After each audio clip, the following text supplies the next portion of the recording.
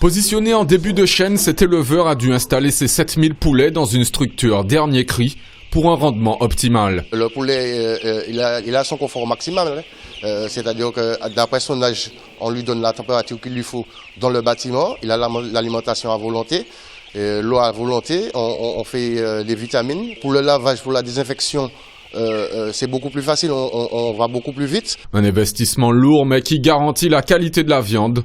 À quelques mètres dans sa porcherie aussi, Jean-Félix répond à un cahier des charges bien précis. C'est nourri par une alimentation 100% végétale. La quantité de cochons par mètre carré, il faut respecter les normes.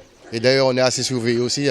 Si on ne les suit pas, on se fait tirer par les œufs. Chaque mois, plusieurs dizaines de poulets et environ 50 porcs partent pour l'abattoir Bocaille, qui s'occupe de la fabrication de produits dérivés comme des terrines et des steaks de volaille et 3 variétés de saucisses. L'objectif pour nous n'est pas de prendre le produit concurrent et de faire la même chose. Dans nos épices, on va utiliser du bois d'Inde, du girofle, on a de l'ail bien sûr, parce qu'en Martinique on aime bien l'ail aussi, la douceur de l'ail. On met de l'oignon pays, on met du piment végétarien, piment doux.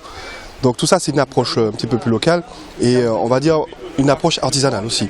Des produits qui bénéficient d'une traçabilité sans faille, un argument non négligeable pour les consommateurs. Aujourd'hui, notre consommateur final